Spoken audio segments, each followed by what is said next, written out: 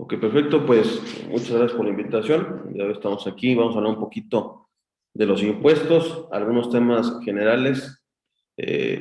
Todo sería, siento yo, como una pequeña introducción, algunos temas importantes que pudiéramos considerar para el quehacer de nuestros negocios. Si bien comentábamos con ustedes que muchas de las veces tenemos algún asesor que por ahí nos ayuda a llevar la cuestión de los impuestos y de la contabilidad, pues no está de más conocer estos temas para que poco a poco vayamos tomando un poquito más de control de nuestros impuestos, derivada de las circunstancias que hay actualmente en el SAT. Entonces, por ahí ya tenemos una frase muy conocida por todos, se la atribuyen a Benjamin Franklin, pero realmente el que lo dijo fue escritor inglés, antes que Benjamin Franklin, y lo único seguro que tenemos pues son los impuestos y la muerte. Entonces, en ese sentido, pues la mayor parte de nuestra vida estaremos sujetos al pago de estos impuestos, ¿sí? A estos tributos, y qué mejor conocer un poquito más a fondo pues los pormenores de este tema, ¿no? Ahí como preámbulo, sabemos que la actividad económica del Estado se divide en tres, ¿sí? La obtención del dinero, por ahí la administración o manejo de este dinero, de este recurso, y la aplicación del gasto, ¿no? Importándonos solamente en cuestión del SAT. Recuerde que el SAT, el Servicio de Administración Tributaria, es el organismo competente para cobrar, obtener, recaudar los recursos del Estado, ¿no? Todo lo que es administración, aplicación de los recursos, en este momento no nos interesa mucho, solamente nos interesará en qué manera el Estado obtiene los recursos para ir solventando las necesidades o, pues, eh, erogar o establecer los servicios públicos, ¿sí? Alumbrado público, educación, seguridad. Entonces, el organismo encargado, recuerde, para poder obtener estos recursos de la recaudación es el SAT. Es por eso que toma relevancia conocer el Servicio de Administración Tributaria, ¿sí? Porque es el organismo con el que nos estamos topando día con día en esta obtención de los recursos. Para ello, el Estado cuenta o puede obtener ingresos o recursos mediante dos vías. Dicen los doctrinarios que podemos obtener ingresos a través de los tributos o contribuciones, o a través de ingresos no tributarios, como pudieran ser préstamos, de ejemplo, el Fondo Monetario Internacional, algunos ingresos por el petróleo también, en su momento, en años pasados, era un ingreso muy importante. Entonces hay un sinfín de ingresos no tributarios que pudiera haber. Entonces vamos de lo más general a lo particular, que en este caso sería los ingresos tributarios. Entonces, de esta forma de obtener ingresos, el SAT se va a enfocar en los ingresos tributarios, ¿sí? Para ello, esta obligación pues se establecerá, o está establecida más bien, en la Constitución. Sí, no podríamos estar eludiendo nosotros el pago de los impuestos, de las contribuciones, toda vez que es una obligación constitucional, ¿sí? Esta obligación constitucional, como bien lo vemos ahí, está señalada, está establecida en el artículo 31. Si usted revisa la Constitución, en el artículo 31 constitucional, pues hay cuatro obligaciones que los mexicanos tenemos que hacer. Uno de ellos es votar. Se acercan las próximas elecciones y es obligación de los mexicanos votar, ¿no? En esta fracción cuarta se encuentra establecido la obligación de los mexicanos de contribuir para el gasto público, para la federación, para los estados y los municipios, de la manera proporcional, equitativa que dispongan las leyes. Entonces, por ahí surge a veces la discusión de que si esta obligación solamente es para los mexicanos, pero ¿qué pasa para los extranjeros que viven aquí? Bueno, ese no sería a lo mejor tema que toquemos hoy, pero con que usted se quede siendo mexicano, está obligado a presentar o más bien a contribuir al gasto público. Y esas palabritas que usted ve en negro, ¿sí? Gasto público, proporcional, equitativa y de la forma que dispongan las leyes, pues son los principios constitucionales de las contribuciones. Es decir, toda contribución debe estar destinada para el gasto público, es decir, no debe ir a las arcas de particulares, sino debe dirigirse al gasto público de manera proporcional, de manera sencilla, se dice el que tenga más que pague más, de manera equitativa, es decir, todos los que tengan las mismas características deben contribuir igual. Por ejemplo, si eres persona física, contribuyes de manera diferente que una persona moral, ¿sí? Porque son características diferentes, ¿sí? Y en la forma que dispongan las leyes, recuerde que siempre un tributo, una contribución, debe estar establecida en una ley, ¿sí? No puede venirte el SAT a cobrar un impuesto por el número de ventanas que tengas en tu casa, por el número de televisiones que tengas en tu casa, porque no hay una ley como tal que así lo establezca, ¿sí? Entonces, toda contribución debe estar establecida en la ley, ¿sí? Y entonces empezamos ya a ver cuándo nace a la luz esta relación jurídico-tributaria. Bueno, para que pueda usted estar obligado al pago de los impuestos, y es un tema que a lo mejor muy recurrente en muchos foros, es, oye, yo no percibo ingresos, yo me suspendí, yo dejé de prestar servicios. Bueno, la obligación tributaria, recuerde cuando realizamos el hecho generador, ¿sí?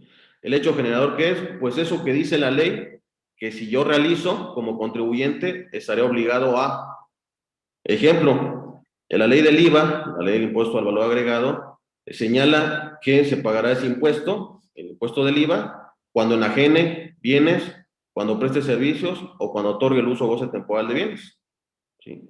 Si no realiza ningún hecho generador, ningún hecho que esté ahí establecido en la ley, pues no estará obligado a pagar impuestos. Entonces tiene que siempre estar realizando el hecho generador que me establezca la norma fiscal para poder estar obligado al pago de los impuestos, ¿sí? Entonces, eso es tema clave, tema principal. Por ejemplo, un ama de casa que solamente estuviera recibiendo dinero de apoyo de su esposo, en ese caso, pues no estaría obligada al pago de ningún impuesto. ¿Por qué? Porque no hay un hecho generador, es decir, no hay ninguna hipótesis en la ley que me establezca que tiene que pagar impuesto por ese apoyo. Entonces, es importante, digo, lo dejo en el material para que ahí lo tenga. Bueno, y esa fue una breve introducción de lo que pudiéramos llegar a saber de los impuestos de manera general, para ahora sí ver lo que nos ocupa. Hay dos impuestos en materia federal que son los más importantes, los conocemos bien, es el impuesto sobre la renta, ¿no? Y el impuesto al valor agregado. Usted en su pantalla ve la forma que de manera general se determina el impuesto a pagar mes con mes, y pudiera decirse en la declaración anual. Tenemos los ingresos que usted va generando con la prestación de sus servicios o la enajenación de sus bienes. Ya esos ingresos le puede disminuir las deducciones autorizadas por la ley, ¿sí?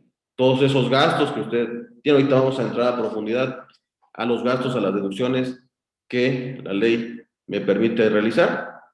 Va a sacar una utilidad fiscal y a eso le va a aplicar una tarifa, ¿sí? Esa tarifa tiene más o menos 5 o 6 renglones, que va de una tasa muy pequeña a un 35%, ¿sí? Entonces es una tasa progresiva, a diferencia de las personas morales. Las personas morales pagan un 30%, se hace una persona moral chiquita, una persona moral grande, ellas pagan el 30% en general, ¿sí? En cambio, las personas físicas, tenemos ahí una tarifa que es progresiva, ¿sí? Que va de una tasa muy pequeña a un 35%. Y es posible que cada mes, si por eso lo pongo ahí en la esquina, si usted es RIF, pues su pago que vaya haciendo bimestralmente es definitivo, ¿sí?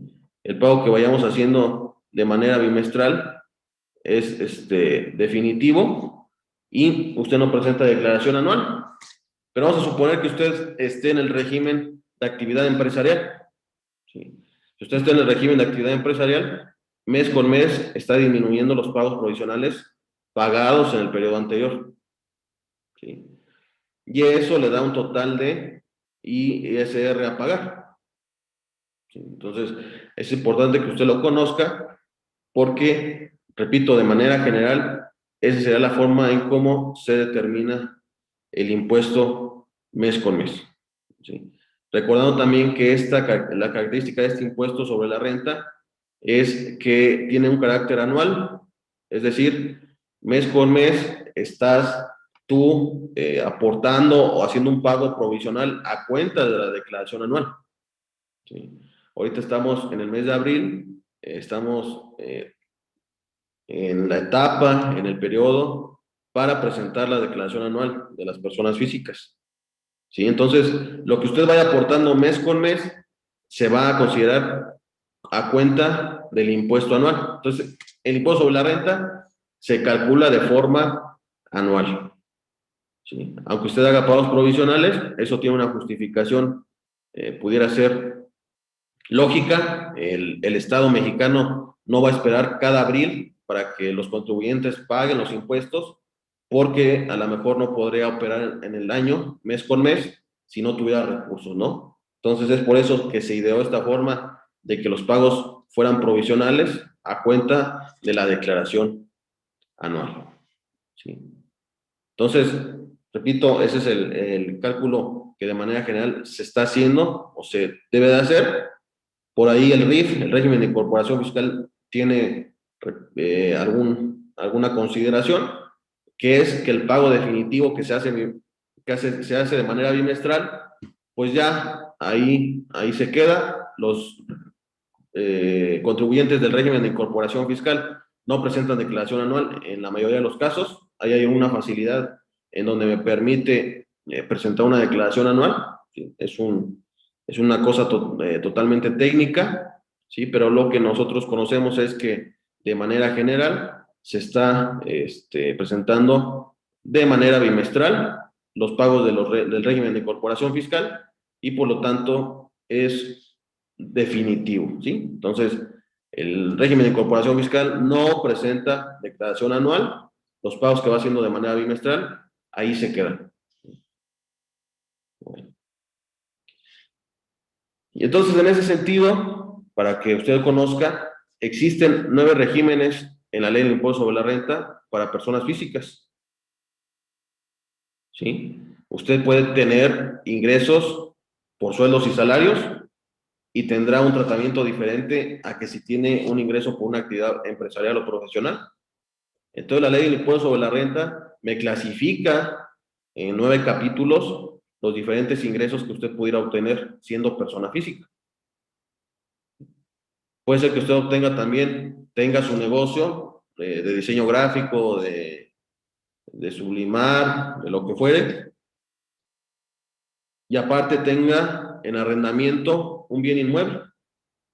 Bueno, esa actividad que realiza usted, ese servicio que presta, el tratamiento fiscal va a ser diferente como si tuviera un arrendamiento de un bien inmueble, de una casa habitación, de un local comercial. ¿Sí? Entonces, repito, son 9 capítulos con un tratamiento diferente, cada uno del ingreso, dependiendo del tipo de ingreso que usted pudiera obtener.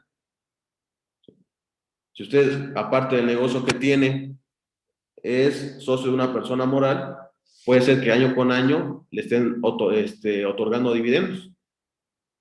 Si es así, ese ingreso por dividendos pues tiene un tratamiento especial de acuerdo al capítulo 8, como lo está viendo usted en su pantalla.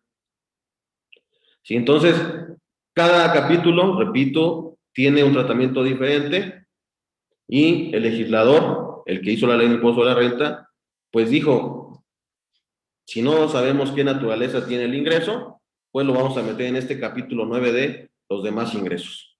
¿Sí? Entonces, es importante que usted conozca esto para saber que en la declaración anual usted tendría que estar acumulando la totalidad de los ingresos de esos 9 capítulos. ¿Sí? La declaración anual es donde nosotros sumamos, acumulamos, conglomeramos, condensamos la totalidad de los ingresos que hayamos obtenido en el año de calendario pasado.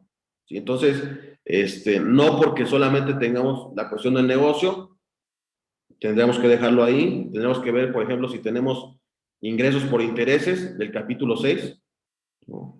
Si usted a lo mejor ya le dio un vistazo a su declaración anual, puede ser que en el aplicativo de la declaración anual hayan aparecido los intereses que le dio la institución financiera por alguna inversión que tiene.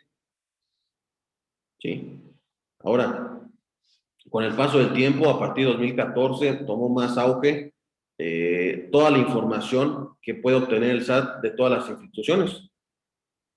El SAT puede obtener información de las instituciones bancarias, de las instituciones financieras, que agrupa pues estas, de tarjetas departamentales, vuelos de avión, registro público de la propiedad, registro vehicular, entre otras muchas cosas. Entonces ya prácticamente el SAT conoce todos los movimientos que usted hace o realiza en el año, y es importante también que tenga esa comunicación constante con su contador para que no pueda generarle algún problema en el aspecto patrimonial. Entonces, importante, repito, dejo esta cuestión en el material para que usted lo conozca, ¿no? Entonces, y después entramos, ahora sí, ya sabiendo que hay 9 capítulos, por lo regular, el capítulo que nos interesa mucho, pues es el capítulo 2, el de actividad empresarial.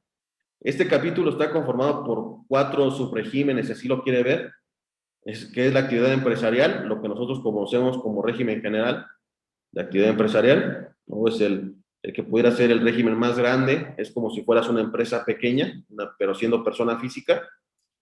La actividad profesional, que es aquella que se establece en la prestación de servicios profesionales independientes, como pudiera ser un contador, un abogado, un arquitecto, ahí mismo también tributamos, y el bien conocido régimen de incorporación fiscal y el nuevo régimen de plataformas digitales. Entonces, de 9 regímenes que vemos ahí, llegamos a este régimen capítulo 2, actividad empresarial, que se conforma de estos 4 subregímenes, si así lo quiere usted conocer. Entonces, se compartirán algunas cosas en el tratamiento correspondiente, ¿sí? Por ejemplo, el régimen de incorporación fiscal trae algunas cuestiones de la actividad empresarial, ¿no? Y algunas cuestiones de plataformas digitales también así lo tienen. Sí. Sabiendo que el de plataformas digitales es un régimen nuevo que entró en vigor a mitades del año pasado y no se puede convivir RIF con plataforma digital. Eso hay que dejarlo muy claro. Si usted tiene un negocio donde es régimen de incorporación fiscal y aparte vende sus productos a través de una plataforma digital, no podría estar conviviendo en este momento con el régimen de incorporación fiscal. O es un régimen o es otro. ¿Sí? Y pues eso nos llevaría a que no pudiera estar disfrutando de las bondades que tiene el régimen de incorporación fiscal, como es a lo mejor el subsidio ahí de algunos años del impuesto sobre la renta, a lo mejor el no pago de IVA, y algunas cuestiones que por ahí pudiéramos tener. Entonces, recuerde usted, no sé, ahí de los que estamos ahorita, si conocían este aspecto, en qué régimen están tributando. Siento que en el régimen de incorporación fiscal, no lo sé. Entonces, por ahí es importante que también lo conozca, sepa, tenga en la mano su constancia de situación fiscal para conocer en qué régimen está tributando. Entonces, y empezamos a ver, recuerda el cálculo que teníamos en esta laminita, bueno, los ingresos ¿qué son? Bueno, como tal no está definido en la ley que es un ingreso, sí lo tenemos en algún criterio ahí de los tribunales, y me señala que el ingreso es toda modificación positiva del patrimonio. ¿Qué es esto? Cuando usted presta un servicio, le dan 1,000 pesos a cambio de ese servicio, usted tuvo una modificación positiva del patrimonio. ¿Sí? Entonces, todo lo que modifique positivamente su patrimonio es un ingreso. Y viene el ejemplo, en cuestión del préstamo. ¿Usted cree que los préstamos tengan una modificación positiva en su patrimonio si a usted le otorgan un préstamo?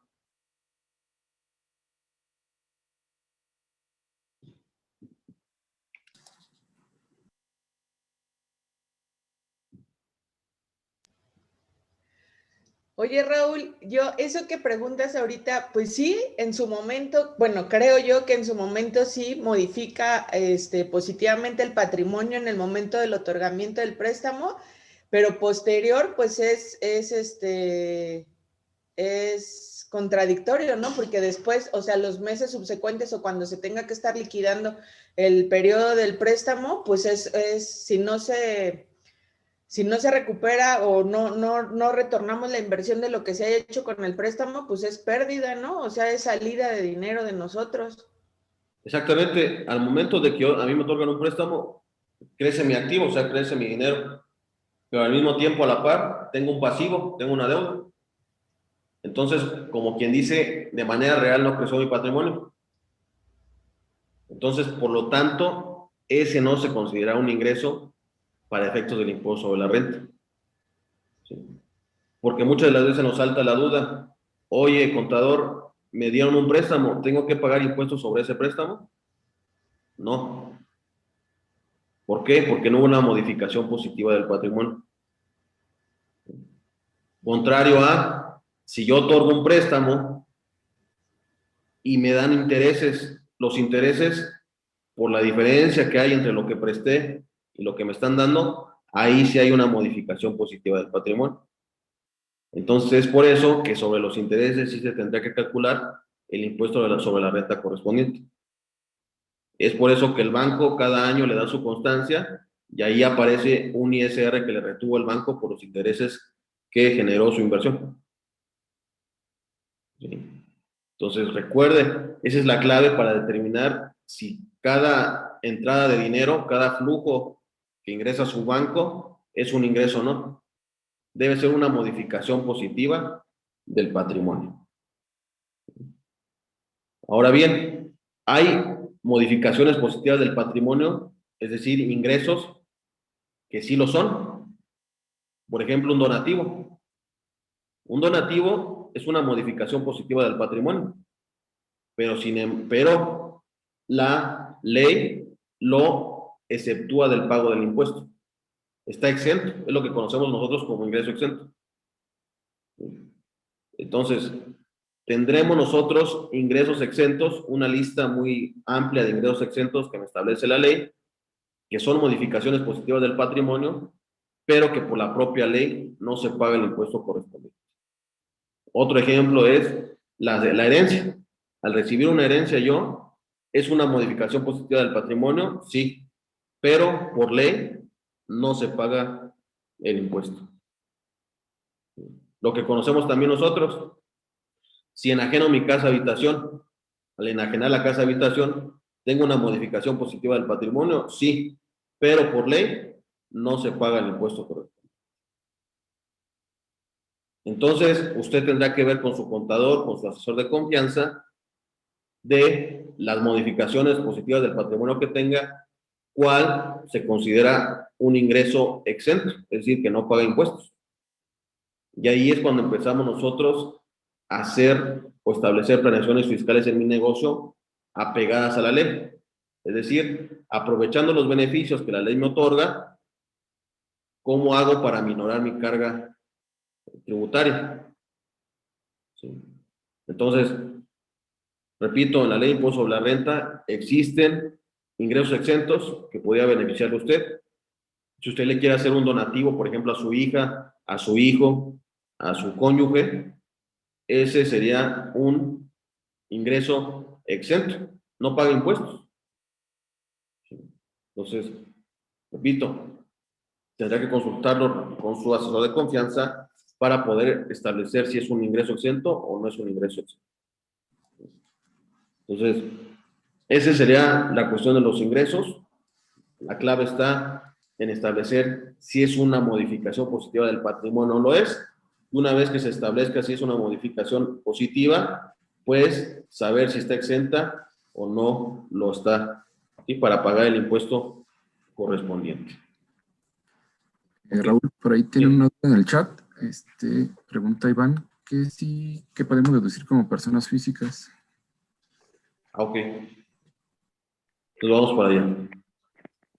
Y para poder contestar la pregunta de Iván, que nos comenta en el chat, ¿qué podemos deducir? Es la pregunta que nos hacen a todos los contadores, ¿no? Contador, hazme una lista de todo lo que pueda deducir. Bueno, yo ahí lo que siempre recomiendo es que nos basemos en lo que dice la ley. La ley me señala que podrás deducir los gastos, inversiones, pero con la característica que sean estrictamente indispensables para el negocio. ¿Qué es eso de que sea estrictamente indispensable? Bueno, vamos a suponer que hay un médico, en la parte ahí en lo que ustedes ven. ¿El médico qué necesita para realizar su actividad?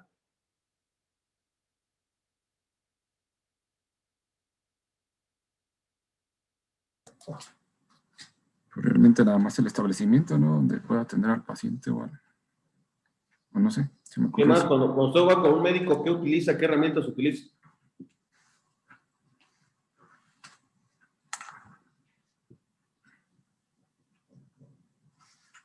O sea, lo checa con las manos, tiene Pues guantes. el estetoscopio, pues todo su material, lo que ellos necesitan para revisarnos, pues todo lo desechable, estetoscopio, baumanómetro, todas esas, lo que son las herramientas de los médicos, ¿no? Abatelenguas, ¿no? Pluma, computadora, impresora, papel, tinta de la impresora, escritorio, el mueble, la cama donde te revisan, la báscula, las batas en Los algunos medicamentos no son, ¿o sí, Raúl? Los medicamentos no son deducibles, ¿o sí? Recuerden que los medicamentos, estrictamente por ley, expresamente así me lo señala, no serán deducibles, a menos que vengan acompañados de una factura o estén inmiscuidos en la factura de una clínica por alguna intervención quirúrgica. Y vamos a suponer que nos operaron del apéndice y necesito cualquier medicamento y lo compro ahí mismo, en ese caso sí será deducible. Ahora, regresando a lo estrictamente indispensable, todo lo que usted necesite para realizar su actividad, eso lo puede hacer deducible. En el caso de ustedes son los insumos, el internet, los instrumentos de trabajo, la computadora, todo lo que usted necesite para su actividad, lo puede hacer deducible. Eso se le llama estrictamente indispensable. O si lo quiere ver de otro punto de vista, todo lo que me ayuda a mí a generar ingreso será estrictamente indispensable. La publicidad, mi contador, al que le pago el diseño, a mis empleados, todo lo que me ayuda a mí a generar un ingreso, todo lo puedo hacer deducible. ¿Sí? Entonces, más allá de una lista o algo, tendría que yo irme a la actividad que desempeño y poder establecer qué es lo que necesito para realizar mi actividad y para generar el ingreso. ¿Sí? No sé si ahí quedó claro. Ponemos otro ejemplo. Alguien que quisiera decir su actividad y vemos... Tenía una duda, Raúl. Por ejemplo, que mencionaste lo de los empleados. Bueno, en el caso de nosotros, se les paga directamente aquí en efectivo. ¿Eso cómo lo podemos hacer deducible si no tenemos algún recibo o algún comprobante? Entonces, aparte de lo estrictamente indispensable, para que usted pueda hacer deducible algo, pues tiene que tener el CFDI. Si usted no tiene un CFDI, pues ahí sí, no podremos estar haciendo deducible la nómina. Aparte de la nómina y de tener el CFDI, tendría yo que estar reteniendo el impuesto sobre la renta y pagar las prestaciones de seguridad social para que pudiera ser deducible. ¿Sí? Ese tiene más requisitos, la cuestión de la nómina. Entonces, si por alguna cuestión no los tenemos registrados, pues si es un gasto, es una fuga de dinero que no me está sirviendo al negocio de manera fiscal. ¿Sí? Entonces, para que ahí lo tenga usted en cuenta.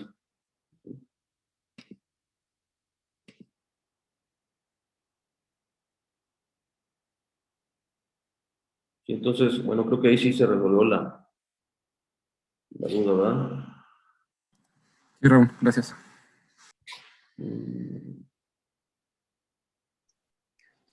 Por ejemplo, Raúl, los gastos que normalmente se dicen de caja chica, que gastas, que transporte, que en la combi, que el taxi, que a lo mejor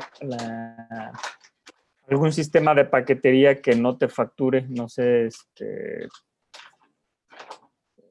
en el caso, por ejemplo, yo he utilizado Bici Express para enviar algún artículo a algún cliente, pero no hay, digamos, un CFDI que lo respalde en todos esos casos. ¿Eso cómo lo podemos de alguna manera deducir o solamente se meten como gastos varios y ya quedarían así marcados, digamos, en nuestro libro? Sí, ahí les digo, desafortunadamente tenemos esta cuestión de que muchas de las veces los que nos prestan los servicios no facturan. Entonces nos metemos a un círculo vicioso porque si no me facturan, pues yo no lo puedo hacer deducible.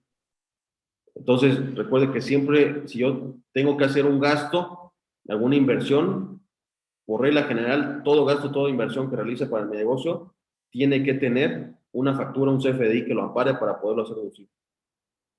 Sí. Ok. En otro régimen, muy aparte de lo que estamos viendo, por ejemplo, el régimen primario, el de agricultura, ganadería, pesca, silvicultura, esos contribuyentes por una facilidad administrativa tienen cierto porcentaje que este año disminuyó, donde todo ese tipo de gastos que no tienen comprobante los pueden hacer deducibles en un porcentaje. Pero en el caso de nosotros que somos régimen de incorporación fiscal, actividad empresarial, no tenemos esa facilidad. Entonces, todo gasto que yo quisiera considerar fiscalmente para mi negocio, tendría que tener una factura que lo ampare. Si no lo tengo, sería un gasto no deducible. Ok, muchas gracias. En ese caso también, aparte de contar con la factura correspondiente, pues ya saben todos ustedes que si son gastos mayores a 2,000 pesos, pues tiene que pagar a través del sistema bancario, es decir, cheque, transferencia, tarjeta. Excepto la gasolina. La gasolina a partir de 1 peso, de 1 centavo, tiene que ser esa pagada a través del sistema bancario. ¿Sí? Si usted le pone 50 pesos de gasolina y si lo quiere hacer deducible, tiene que pagarlo con cheque, tarjeta, transferencia. Solamente la gasolina, ¿eh? Todos los demás gastos, si superan los 2,000 pesos, tendría que hacerlo con cheque, transferencia. Si no, lo puede hacer en efectivo, hasta 2,000 pesos. ¿Okay? Si usted también sabe, el RIF, el régimen de incorporación fiscal, el monto sube a 5,000 pesos. Si tiene un gasto por 4,000 pesos y es régimen de incorporación fiscal, puede hacerlo en efectivo. ¿Sí? Sube ahí un poquito más ese monto. Entonces, estos son requisitos generales que hay que conocer para cualquier situación. En la cuestión de las inversiones, que es el activo fijo, tenemos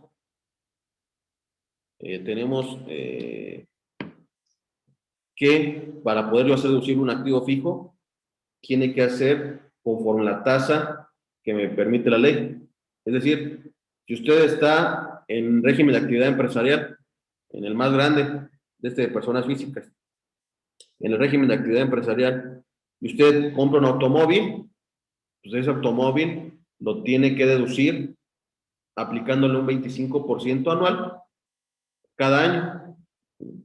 Por ejemplo, compró un auto de 100,000 pesos para el negocio, le aplica un porcentaje de 25% y solamente 25,000 lo puede hacer deducible ese año. Para el siguiente año otros 25,000, para el siguiente año otros 25,000 y para el cuarto año otros 25,000. Es decir, no todo activo que usted compre lo puede hacer deducible de manera total. Si es régimen de incorporación fiscal, sí podríamos estarlo haciendo, pero si no es régimen de incorporación fiscal, tiene que recurrir a la tasa que me permita la ley para poder deducirlo en el año. Si, por ejemplo, ustedes están tributando el régimen de actividad empresarial y va a comprar una computadora para todo lo del diseño, esa computadora pues tendría su tasa correspondiente para poderla deducir. Así le haya costado 10,000 pesos, 15,000, 60,000 pesos, tiene que deducirla conforme a la tasa correspondiente. Entonces, muchas de las veces nos preguntamos con el contador, oiga, compré una computadora y sigo pagando impuestos. Bueno, sí, es que la computadora se deduce de una forma, porque es un activo fijo. Entonces, para que ahí lo tomen en cuenta. Creo que por ahí alguien levantó la mano. Sí. ¿Qué Sí, tal, adelante. Raúl? ¿Qué tal? Muy buen día, Ricardo. Buenos días, Ricardo. Muchas gracias por la conferencia, Sí. por la capa.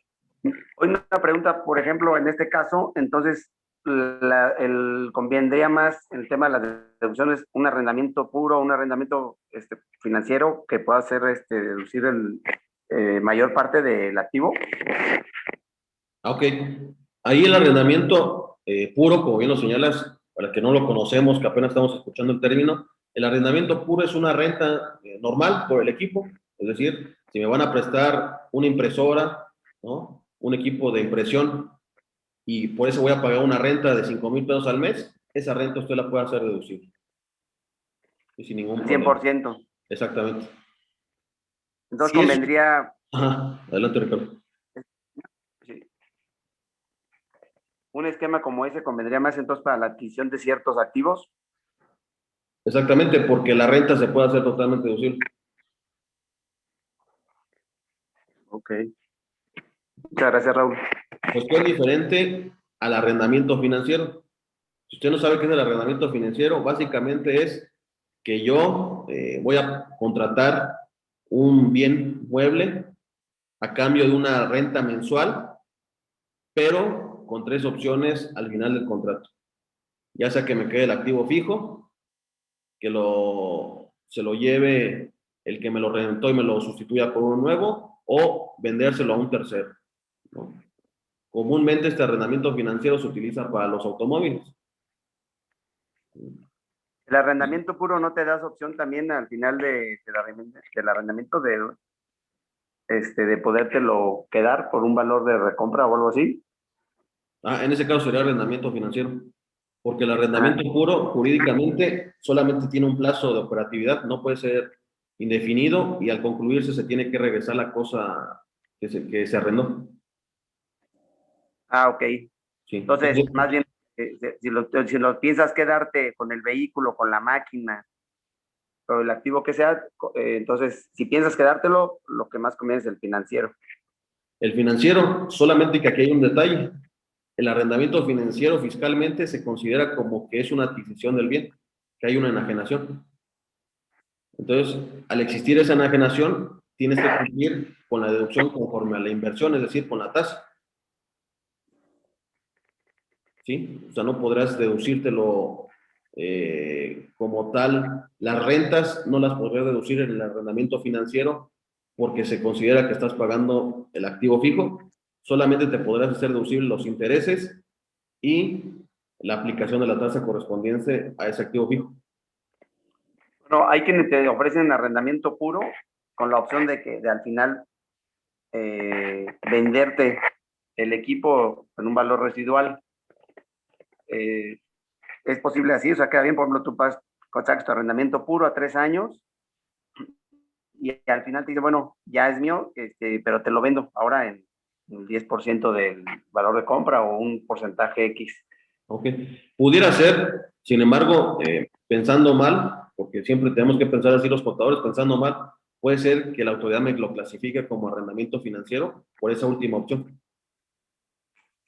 Entonces, lo recomendable, a mi consideración y a reserva de ver a lo mejor un contrato o algo, será que se considera como arrendamiento puro y a lo mejor después en otro contrato, lo que sea, comprar el equipo. Un arrendamiento aparte. Exactamente. Con un contrato. Aparte de la venta. Muchas gracias, Raúl. No, ¿de qué? Entonces, vemos que hay características muy propias, entonces necesidades muy particulares de cada negocio. Estamos viendo generalidades, pero sí es importante, repito, que se acerque a su asesor de confianza para ver estas cosas. ¿Qué le conviene más? En este caso, lo que comentamos con Ricardo, oye, ¿qué me conviene más? ¿Adquirir la impresora, el equipo de impresión, la computadora, el mobiliario o rentarlo? No es una buena opción rentarlo. Sin embargo, y es aquí donde quiero también hacer hincapié con ustedes, que tomen esto para ustedes. A partir de 2014, aparte de los requisitos que hemos visto, los requisitos de las deducciones aumentan, si así lo quiere ver de una manera coloquial. Todas las deducciones que usted haga tienen que cumplir con el requisito de materialidad. Es decir, ahí usted lo ve en su pantalla. ¿Qué es la materialidad? La materialidad es, así lo marca la autoridad, en lo que hemos visto es que todas las operaciones que usted realice o los servicios que usted le presten o todas las deducciones que usted haga tienen que tener una trazabilidad, es decir, deben de tener un rastro, deben de generar un rastro para poder acreditar que efectivamente se realizaron. Y pongo el ejemplo aquí. Si sus actividades sublimar, y a usted le prestan un servicio de diseño, vamos a suponer que usted no tiene diseñador, no lo sé, este es un mero ejemplo. Bueno, para poder usted acreditar una materialidad ante el SAT, es decir, decirle al SAT que efectivamente se realizó la operación, esa operación tiene que tener una trazabilidad, debe dejar huella en el tiempo para decirle al SAT que efectivamente sí le prestaron ese servicio. Y aquí está el ejemplo. Cuando usted contrata un diseñador, un servicio de diseño, pues en obvio de razones, a reserva de lo que me comenten ustedes, tiene que tener cotizaciones de uno o varios diseñadores. Usted debe haber contactado 2, 3 diseñadores, o si tiene un diseñador, debe tener alguna relación comercial con usted, porque así lo ha hecho en años pasados, porque tiene un contrato firmado, etc. Cuando ya usted tiene la cotización que realmente decidió optar por ella, pues va a tener una orden de compra o una solicitud del servicio, ya sea a través de contrato, a través de correo electrónico, de un documento oficial, como usted lo quiera ver. Ya que se decide por esa solicitud de servicio, por el servicio, se tendría que estar firmando un contrato para dejar una evidencia que el servicio se va a prestar con determinadas características. Sí. A tanto tiempo, en un mes, por una obra determinada, con esta entrega, con este costo de honorarios, etc. Y también, en lógico de razones, tendría que tener usted entregables. ¿No? Tengo un diseño, me entrega una vez, no me gusta, se lo regreso, me lo entrega otra vez, no me gusta, se lo regreso, no. Sí, tendrá que tener entregables. Asimismo, tendremos que saber si ese diseñador o para prestar ese servicio de diseño acudió a su centro de trabajo. Y si acudió a su centro de trabajo, pues a lo mejor va a tener usted una lista de asistencia, una lista de horarios que ahí acudió. Y después de todo eso, hasta después de todo eso, va a tener un producto final del trabajo. Ya va a tener el producto final, va a tener el diseño en vía digital, no sé, un producto terminado, como usted lo quiera ver. Y a lo mejor puede hasta tener unas condiciones de pago a través de una transferencia, de un cheque para ese servicio. Entonces, todos esos pasos que vemos en pantalla van generando cierta huella del servicio que le están prestando. Cuando el SAT llegue y le quiera revisar esa operación, usted va a tener los correos electrónicos de las cotizaciones, va a tener la orden de compra o la solicitud del servicio, va a tener su contrato en ese expediente, va a tener los entregables que le hayan hecho, va a tener la lista de asistencia, va a tener el producto final también en ese expediente y va a tener la transferencia. Entonces, no basta ya actualmente tener la factura, como lo vemos aquí, o sea, aquí están los datos, ya los conocemos, No vas a tener la factura, no basta que sea estrictamente indispensable, ¿sí? No basta que lo haya pagado con tarjeta, cheque, transferencia, no basta eso. A partir de 2014, tengo que acreditar la materialidad de las operaciones que yo vaya a realizar. Esto se logra con un efectivo control interno que usted tenga en su empresa, sea una empresa grande, mediana, pequeña o micro. Ya el SAT ya no ve a quién voy a auditar, ya no ve si cuánto factura, ¿no? Las invitaciones para revisión del SAT puede llegar en cualquier momento y usted tiene que estar preparado para ello. Una prevención, tiene que tener un sistema de prevención en su negocio. ¿Sí? Entonces, si no lo está haciendo en su negocio, tiene que estarlo estableciendo, tener establecido este control interno de sus operaciones que realice para poder acreditar la materialidad. ¿Por qué? ¿Qué pasa si no acredita esta materialidad? Pues el SAT en una revisión pudiera estarle rechazando estas deducciones.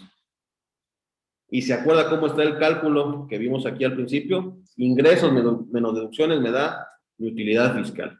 Si no tengo deducciones, la utilidad fiscal va a aumentar. Entonces, el SAT pudiera estarme desconociendo estas deducciones autorizadas si no cumplo con el requisito de la materialidad.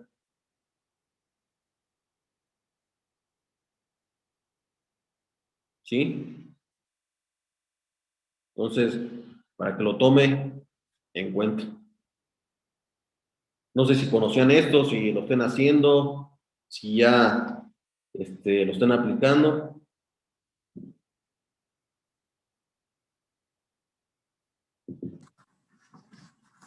Sí, en mi caso yo lo desconocía un poquito. Sí, no, yo tampoco conocía esa parte de deducción de materialidad, pero sí es interesante. Entonces, para que usted lo cheque, repito, con su asesor de confianza, lo cheque, lo analice, vaya dejando huella de todas las operaciones que realiza, de todas las deducciones que usted realiza, porque muchas de las veces son operaciones que hacemos así de rápido. Ahí te va el diseño, ya después te pago, ni siquiera tenemos un contrato, algo que lo respalde, ¿no? Por el mismo giro del negocio, desde que estamos acostumbrados a que todo es verbal, pero no está de más que usted conozca esta parte fiscal. Aunado a eso, a partir de 2020, ya vimos los requisitos, esos requisitos aumentan con la materialidad, y a partir de 2020, todas las operaciones que usted realice tienen que tener una razón de negocios. Es decir, vamos al ejemplo que tenemos aquí. Su actividad de sublimar va a contratar igualmente el diseño y pues empieza a haber opciones para ver cómo lo va a contratar. Si va a ser un prestador de servicios independiente o va a ser un trabajador que esté de planta ahí en mi centro de trabajo.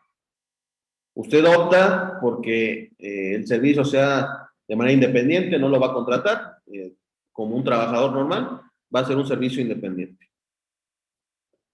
Pero puede ser que el SAT le cuestione, oye, contribuyente, ¿por qué en lugar de ser un servicio personal independiente, no lo contrataste de planta en tu centro de trabajo como un trabajador?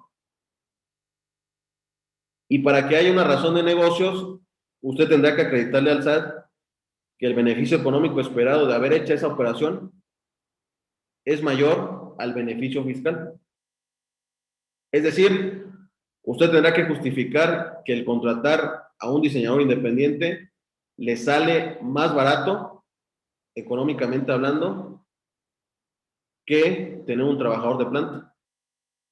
Ya sea porque le genere mayor productividad, porque a la larga en 2 o 3 años va a tener un retorno de inversión mejor, no sé.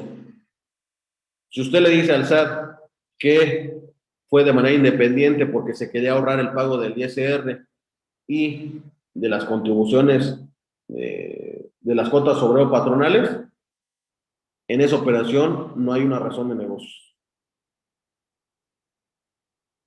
¿sí?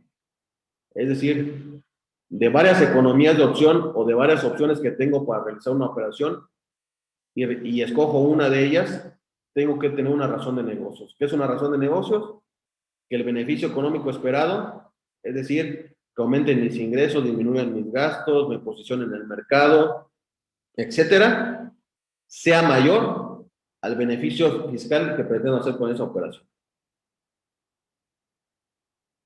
Entonces usted tendrá que hacer corridas financieras, valores presentes, lo que usted considere con su asesor de confianza para poder acreditar esta razón de negocio.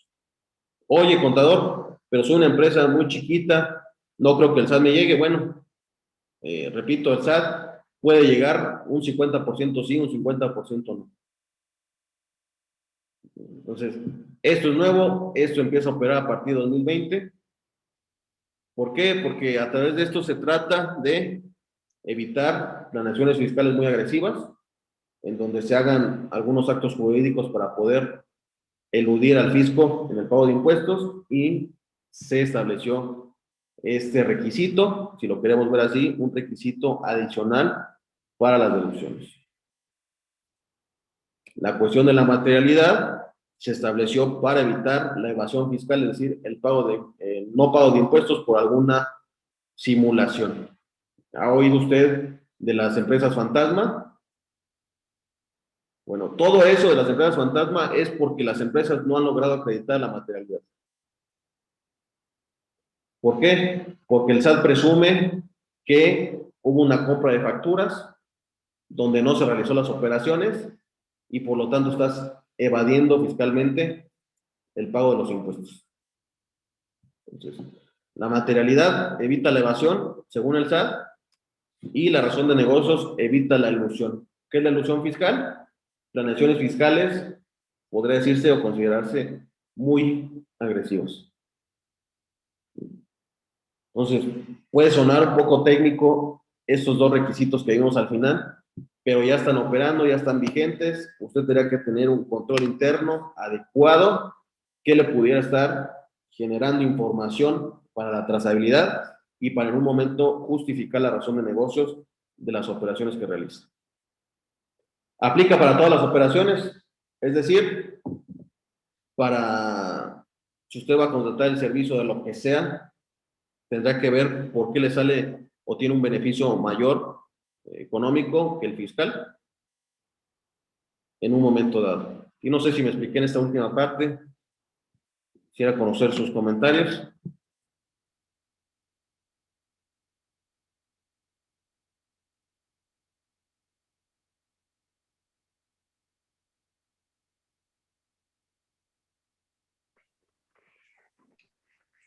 Bueno, perdóname, a mí sí me queda muy claro todo lo que nos has explicado, Raúl, hasta el momento. Digo, ya sobre la operación van saliendo luego las dudas, pero ahorita lo que nos has explicado está muy claro. Ok, excelente. Excelente, más que nada, repito, esta plática es charla para que usted se vaya inmiscuyendo. Si bien es cierto, su función principal, y si así me lo permite decirlo, es generar billete, pues es generar dinero, porque así nos movemos todos en el negocio. No después de esta parte de los impuestos, se vienen reformas muy importantes para el siguiente año, se va a agudizar la fiscalización, entonces vaya previéndolo, siéntese con su asesor de confianza, trate de ver estos requisitos, porque no sabemos qué nos espera para el siguiente año. Ya se está trabajando en la Cámara de Diputados una comisión especial para las reformas del siguiente año. Aunado a todo lo que viene del outsourcing, que ya pasó el dictamen, ya se autorizó. Entonces, se está tratando de quitar toda la evasión fiscal, pero por ese aspecto, muchos negocios pequeños de los que asesoramos, negocios que a lo mejor no tienen la capacidad para poder tener un contador, porque hay que ser también honestos y objetivos. Muchas de las veces la contabilidad o los impuestos lo lleva el mismo empresario. No descuide esta parte, no descuide esta parte. Yo hago mucho hincapié, y en ACMAR, el despacho que ahorita represento, somos muy incisivos en eso. Tome control de los impuestos, Es por eso que estamos dando estas capacitaciones de manera gratuita, ¿sí? Son contenido de valor. En nuestras redes sociales hay también mucho contenido de valor para que usted tome el control de sus impuestos. Porque, repito, sin ánimo de ser negativo y quedarnos a llorar, las cosas se vienen o se vislumbran muy difíciles en cuanto a fiscalización para el siguiente año, aparte de las que tenemos actualmente. Entonces, para que usted vaya previendo esta situación, este es nuevo de la razón de negocio, repito, en 2020 fue que entró en vigor y pues vamos a ver qué nos espera. En la cuestión del IVA, que es el segundo impuesto federal más importante, es un poco más sencillo. Tenemos un IVA causado del mes, que es decir, el que yo causo por mi actividad, y tenemos un IVA acreditable, que es el IVA acreditable o el IVA que yo pago en mis gastos, el que me trasladan a mí. El cálculo es muy sencillo, el IVA causado menos el IVA acreditable me da un IVA por pagar. Contrario a lo que veníamos nosotros señalando, el impuesto sobre la renta, este impuesto es definitivo, es mensual, aquí no se presenta declaración anual. Por ahí se presentaba en años pasados, usted recordará, en conjunto la declaración del impuesto sobre la renta y del impuesto al valor agregado. Ahí hay una facilidad, un artículo transitorio que me exceptúa presentar la información del impuesto del valor agregado, sigue vigente, entonces es un pago definitivo mensual. Entonces, prácticamente de manera general, así sería el cálculo que nosotros consideramos para el pago del impuesto al valor agregado. ¿Sí? Entonces, hay por ahí una retención, si a usted le retienen, puede disminuirlo, pero no es tema de esta charla, ¿no? Entonces, básicamente así sería el impuesto al valor agregado. En ese sentido, y tal vez me faltó señalarlo aquí, si bien es cierto, muchas de las veces la tendencia que tenemos nosotros es a no pagar impuestos o muchos impuestos, pues tratamos de buscar gastos o deducciones, entre más gastos mejor, ¿no? Entre facture más gastos, pues menos impuestos voy a pagar. Y a lo mejor eso puede ser real en cierto sentido, pero recuerde que dentro de la ley del impuesto sobre la renta hay una figura que se llama discrepancia fiscal. ¿Qué es esto de discrepancia fiscal? Es cuando mis ingresos del ejercicio de un año de calendario son menores a mis gastos. Es decir, si usted en su declaración anual señaló que tiene 100,000 pesos de ingresos y señaló también que tiene 300,000 pesos de gastos, en general, ya considerando gastos, inversiones, costos, todo, hay una diferencia de 200,000 pesos. El SAT pudiera estar cuestionando esa diferencia de 200,000 pesos, ¿de dónde vino? Ah, mira, ¿sabes qué? Tuve un préstamo por 200,000 pesos y lo estoy pagando. Ah, no hay ningún problema. Podemos acreditar el origen. O ¿sabes qué, SAT? Recibí una herencia por 200,000 pesos y eso lo invertí al negocio y es por eso que tengo esa diferencia. Raúl, perdóname que te interrumpa ahí, pero Sí. por ejemplo, eso de los préstamos o donativos o herencias, eso, la pantalla que tenemos ahorita, ¿eso cómo se justifica ante el SAT? Porque bueno, esto que me estás diciendo, con lo que nos estás explicando la discrepancia, me queda claro. O sea, yo también, la verdad es que yo me urge un contador, te voy a buscar en privado al ratito, por favor. Claro que sí. Sí me queda claro, digo, es como un sentido muy lógico de que no puedo gastar más de lo que entra y evidentemente el SAT me fiscaliza a través de mis declaraciones, entonces regularmente, pues bien, vengo con un ingreso más o menos similar, digo, ahora por lo de la pandemia y esas cosas, pues como que fue la variación, pero no, me queda claro que no puedo gastar más de lo que gano, pero estas cosas, por ejemplo, los préstamos, donativos y herencias, yo, por ejemplo, vendí una propiedad el año pasado, y todo pues todo se transfirió.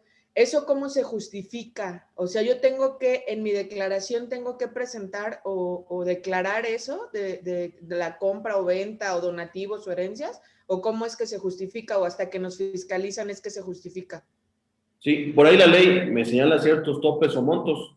En el caso, por ejemplo, de la enajenación de casa habitación, si fue exenta, está bien, tenemos hasta 4 millones de pesos para hacerlo exento. Pero el SAT, la ley me dice, si tú vendiste tu casa en enajenación, la vendiste, y el ingreso fue superior a 500,000 pesos, solamente infórmamelo, no va a generar impuesto, pero en tu declaración anual hay un apartado que dice datos informativos, y ahí le pones el monto del ingreso que obtuviste. Ah, ok. O sea, en esta declaración es donde lo tengo que reportar. Exactamente. Ok, gracias. ¿Cuál es el castigo de no informarlo? Que en un futuro se te haga un ingreso acumulado.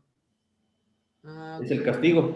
El SAT puede ser que pase un año o dos, te revise y señale, no me lo informaste, entonces te lo voy a considerar como un ingreso y me vas a pagar el impuesto correspondiente.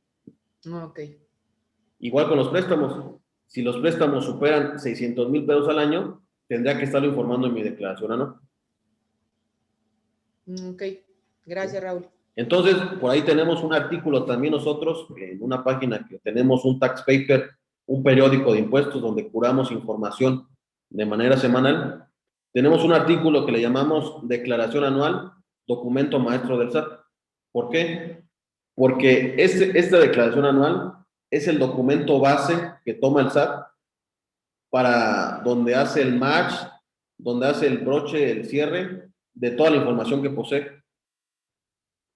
¿Sí? Si tú no le estás diciendo que vendiste esa casa, pues el SAT ya sabe, o el notario. Entonces, ahí te puede generar un problema. Si va al registro vehicular y sabe que vendiste un carro, que tienes un carro, que lo compraste, y es un gasto, y no está reportando el ingreso correspondiente, ya lo sabe, pero quiere hacer ese match, esa comparación con tu declaración anual. Es por eso que es tan importante el debido llenado de la declaración anual, para poder cuidar estas cuestiones patrimoniales, ya no son fiscales, son patrimoniales de todos los contribuyentes. Entonces, también hay que cuidar el aspecto de la discrepancia fiscal para no tener problemas en un futuro. Ok, ¿Okay? Gracias. Soliva ya lo vimos. Y concluimos tal vez esta parte de los impuestos, bueno, las obligaciones más bien, con las principales obligaciones que tenemos como contribuyente. Lo sabemos, pero no está de más decirlo. Solicitar inscripción en la RFC, si estoy obteniendo un ingreso, ya lo sabemos. Si estoy realizando la hipótesis normativa de la ley, tengo que solicitar mi inscripción en la RFC. Tengo que presentar los avisos correspondientes, cambio de domicilio, suspensión de actividades, apertura de sucursal, todos esos avisos los tengo que presentar al SAT. Importante también, tengo que señalar un domicilio fiscal, un correo electrónico y un número telefónico y habilitar mi buzón tributario. El buzón tributario, sabemos que es esta aplicación, este aplicativo que hay en la página del SAT, donde el SAT mantiene comunicación constante conmigo. ¿Sí? Entonces, es necesario que usted lo tenga habilitado, si no hay una multa, y si no, pudiera estar, pues, no teniendo al alcance la información que le está mandando el SAT, si hay una notificación, un requerimiento, una revisión, todo actualmente está en buzón tributario, aunque pueden ir a visitarlo todavía a su domicilio fiscal. ¿Qué más? ¿Qué obligaciones o principales obligaciones? Pues presentar sus declaraciones y pagar las contribuciones correspondientes. También una obligación importante es llevar su contabilidad a través de medios electrónicos o, en su caso, de la aplicación de mis cuentas. Entonces, para que ahí lo tenga presente. ¿Cómo funciona el domicilio fiscal? Bueno, usted tiene que situar el domicilio fiscal, siendo persona física, donde realice sus actividades. Ahí en el local donde realice sus actividades debe establecer su domicilio fiscal. ¿Por qué? Porque el SAT puede ir a visitarlo, y si no tenemos bien establecido el domicilio fiscal y me va a hacer una notificación o algo, ¿qué consecuencias puedo tener? La no localización en el domicilio fiscal. Bueno, le pueden cancelar su certificado de sello digital. Ese es uno. Dos, lo pueden meter en esta lista negra de empresas fantasma. Entonces es importante.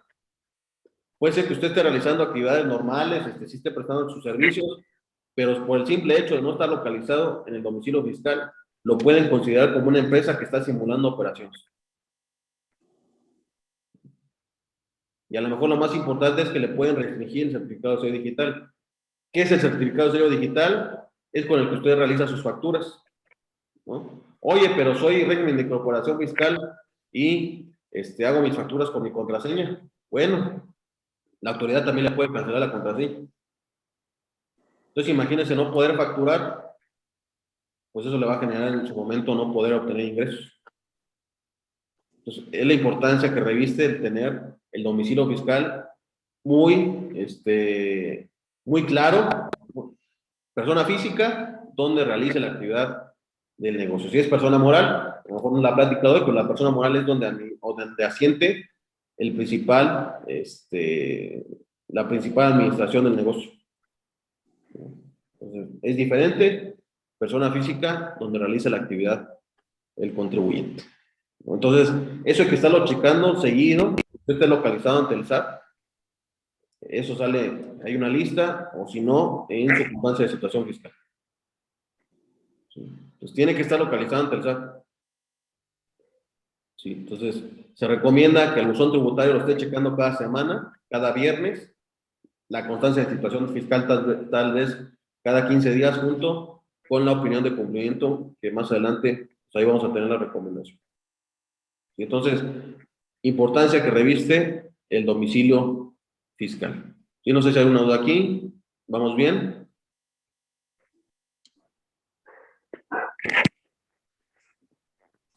Ok. Todo bien, Raúl, gracias. Muy bien. Ya para ir concluyendo, pasar, si quieren, a las preguntas. El SAT, anteriormente, no somos nuevos en esto, anteriormente tenía, o tiene la facultad actual todavía, pero anteriormente el SAT iba y te visitaba a tu domicilio para hacerte una verificación de emisión de comprobantes fiscales, a lo mejor a alguien le tocó, hoy sí estás emitiendo las facturas, hacerte una visita domiciliaria, revisar tu contabilidad, ¿no? Hay muchas facultades que tiene el SAT, cuenta con ellas. Eso era antes, iba un auditor, te tocaba la puerta, oye, préstame tu contabilidad. Actualmente, toda la fiscalización es en tiempo real. A través de las facturas, usted le proporciona información de primera mano al SAT. Las instituciones financieras, mes con mes, si tiene depósitos arriba de 15,000 pesos, le informa al SAT. Cada 15 de febrero, las instituciones financieras le informan todo sobre sus cuentavientes al SAT. Las declaraciones que usted realiza, el SAT ya las tiene en su algoritmo, en su robot. La contabilidad electrónica que usted presenta o a través de mis cuentas, esa la tiene en tiempo real. El SAT puede ya realizar revisiones electrónicas, ya no es necesario que vaya a su domicilio. Puede hacer una revisión electrónica a través de buzón tributario. Y esto nuevo a partir de 2021, la georreferenciación. Ya el SAT ya no necesita ir a su domicilio para saber si ahí está localizado o no. Puede aplicar tecnologías de georreferenciación para ubicar su domicilio fiscal. Entonces, el SAT cada vez está haciendo más con menos dinero y recursos y tiempo. ¿Sí? Entonces ya es todo en tiempo real. Si usted no ha prestado atención a su factura electrónica, por ejemplo, mire, en su factura electrónica, usted ya le está proporcionando a quién le está vendiendo el RFC y el nombre. Le está proporcionando su RFC. Le está diciendo de dónde lo está emitiendo con el código postal. ¿Sí? Le está diciendo qué está vendiendo con la clave del producto y servicio. Ya el SAT sabe en tiempo real qué está vendiendo, cuánto está vendiendo y cómo se lo están pagando. si a través de estado de transferencia, cheque, efectivo, si está pendiente por pagar. Toda esa información el SAT la tiene en tiempo real. La factura es el documento primordial que tiene el SAT ahorita para alimentar el algoritmo, su robot que tiene ahí en su base de datos. Entonces, en ese sentido, el SAT pues ya no le interesa mucho, está en la misma información del SAT. El SAT ya no le interesa mucho irte a visitar al local, al negocio.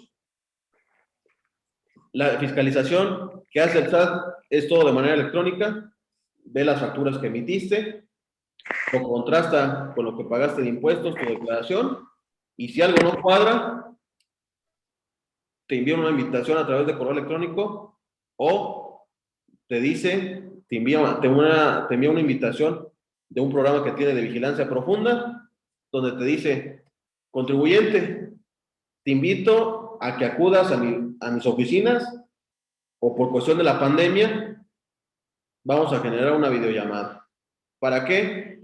Para decirte que hay una diferencia entre lo que emitiste y lo que yo tengo en mi base de datos, según lo que hayas declarado en tu declaración anual. ¿Te quieres regularizar? Sí, está bien, no hay bronca. A lo que sigue. ¿No te quieres regularizar?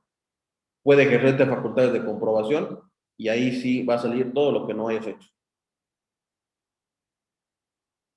Entonces, al SAT le sale más barato ya estar invitando por correo electrónico, estarte invitando a que acudas a sus oficinas, y cuando vemos un correo electrónico del SAT, pues tenemos hasta un calambre, nos da del susto, porque ahora ¿qué pasó? ¿No? Entonces, debe usted tener en cuenta esto, la fiscalización es en tiempo real, ya el SAT sabe todo de nosotros, más aún, si usted ha visto las noticias el día de hoy, el día de ayer se aprobó en el Congreso una iniciativa sobre tener un registro para poder acceder a los datos de telefonía celular. Va a ser un padrón. Es decir, todos los que utilicemos celular, para poder utilizar celular, tenemos que estar registrados con datos biométricos en las compañías de telefonía para poder acceder a esos servicios. Entonces, imagínense para dónde vamos. Y nosotros apenas estamos, en el mejor de los casos, y sin aludir a nadie, nosotros estamos con una contabilidad a papel, a lápiz. Mi contador lleva mis libros en papel, en lápiz, cuando toda la tendencia me marca que ya es una fiscalización en tiempo real. Entonces, esta plática sirve para que usted tome conciencia de lo que está pasando en el ámbito fiscal. No que se asuste, sino que vea con su contador, se siente, oye, a ver qué está pasando, cómo estoy en mi situación fiscal. ¿Sí? En su caso, si no es el resultado mismo de la revisión, pudiera ser que tengamos un crédito fiscal, eso ya a lo mejor es un poquito más técnico, pero la autoridad nos puede determinar un crédito fiscal derivado de alguna revisión. No está de más que usted sepa que tenemos 30 días para pagar ese crédito fiscal, para garantizar el pago, y en su caso irnos a un medio de defensa. Pasando esos 30 días, el SAT pudiera embargarme. Entonces, es importante usted que conozca. Oye, contador, no pago una declaración, ¿el SAT me va a meter a la cárcel? No, no, no. Tiene sus procedimientos, tiene sus tiempos. El SAT tendría que determinar un crédito fiscal.